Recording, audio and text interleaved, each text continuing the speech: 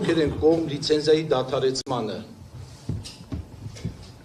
3 օր նիստ գումարելուց հետո հանրային ծառայությունները կարգավորող հանձնաժողովն այսօր քվեարկեց։ 4 կողմ եւ 1 դեմ ձայներով դադարեցվեց ՀԵՑ-ի էլեկտրաէներգիայի բաշխման լիցենզիան։ Հանձնաժողովի նախագահ Մեսրոպ Մեսրոպյանը լրագրողների հետ ճեպազրույցում ասաց, որ լիցենզիայի դադարեցմանը պետք է հաջորդեն գործընթացներ։ Առաջիկա 3 ամիսներին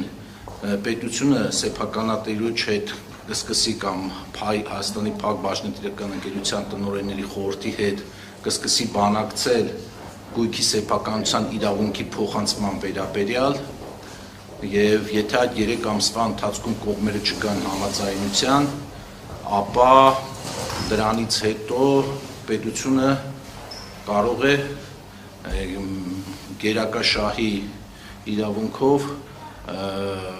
վերցնել այդ սեփականության իրավունքը։ ՀԵՑ-ի գործով վարչական լսումները անցնում էին լարված փոխադարձ մեղադրանքներով։ Հանրային ծառայությունները կարգավորող հանձնաժողովի աշխատակազմը ներկայացրեց ծավալուն զեկույց, պնդելով, որ ՀԵՑ-ում խախտումները եղել են համակարգված եւ համատարած, այնինչ ըստ ՀԵՑ-ի գլխավոր տնօրենի նախկին պաշտոնակատար Դավիթ Ղազենյանի վարույթում որևէ ապացույց չկա, որ խախտումները եղել են համակարգված։ 2 անուն ազգանուն է շեշտ տվել, ինչ որ մասնաճյուղի պետ տենց էլ հայտնի չդարձավ ով է մասնաճյուղի պետը, որովհետեւ այդպիսի հաստիկ չունենք։ Եվ երկրորդը Արտաշատ ցանցի պետ։ Ցանցի պետի տեղակալինը համակարգված համարելը արդեն այդ հանցագործություն չէ, արդեն այլ կարմիր գծեր է խախտում, որովհետև ունենք 53-55 ցանց, բնականաբար այդքան տեղակալ եւ այլն։ Արդեն կարելի է տեղամասի պետին էլ համարել։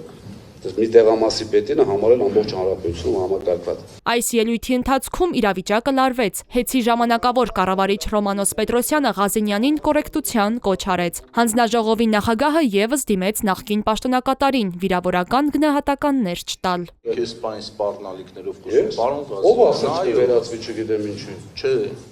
Պարոն Մեսրոպյան, Բա մենք ուզում ենք աշխատանքային, ուզում ենք աշխատանքային ընդհանրապես ես ամեն ինչ արել եմ, որ Բայց չեք լսում, ով ասաց կվերածվի չգիտեմ ինչի։ Ես։ Չէ, ես ասում եմ, որ իսկապես պետք է կարողանանք փոխադարձ արգանքի մտնոլորտում խոսքի մեջ։ Սպառնալիքի մասին չպիտակավորել։ Ես եմ ասում, դիտարկում եմ դա որպես սպառ։ Պարոն Մեսրոպյան, չի կարելի։ Շարունակեք ձեր եկեք, իհարկե չի կարելի, իհարկե շատ բան Թույլ մի տվեք ընդհատել, ես էլ կորեկտությունը չեմ անցնում։ Այս օրերին Տաշիր կապիտալի փաստաբանների ներկայացրած բացարկի բոլոր միջնորդությունները հանձնաժողովը մերժեց։ Փաստաբան Արամ Օրբելյանն այսօր ելույթում նշեց, որ հանձնաժողովը քվեարկելու է մի նախագծի վերաբերյալ, որով վարույթ գոյություն չունի։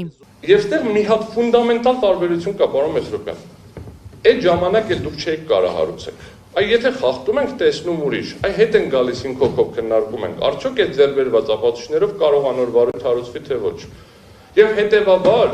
ֆունդամենտալ տարբերություն կա 9-րդ կետով հարուցված վարույթի եւ ցանկացած այլ հիմքերով քննվող գործերի շրջանակներում։ ՀԵՑ-ը պետականացնելու թեման ամռանը առաջ էր քաշել վարչապետ Նիկոլ Փաշինյանը։ ՀԵՑ-ի սեփականատեր Սամվել Կարապետյանն էլ այսպես էր արձագանքել։ Թքած ունեմ իրանց վրա էլ, իրանց էլեկտրական ցանցի վրա էլ։ Այսօր Դավիթ Ղազենյանը կրկին հիշեց Կարապետյանի այս խոսքը։ Քաղաքական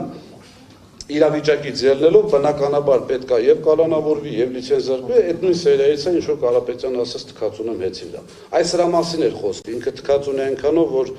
չի գնալու որևէ պայմանավորվածության, ինչա թե ՀԵՑ-ը իր ձեռից չվերցնի։ Նախագծի դեմ քվեարկած հանձնաժողովի անդամ Արա Նռանյանն էլ հատուկ կարծիք հայտնեց, որ ՀԵՑ-ի լիցենզիայի մասով վարույթը պետք է կարճվեր, քանի որ սահմանադրական դատարանում եւ վարչական դատարանում կան վարույթներ, որոնք կարող էին ազդել որոշման վրա։ Մեսրոպյանն էլ ասում է, այս փուլում դժվար է կանխատեսել, թե ինչ սցենարով կլինի ընթացքը։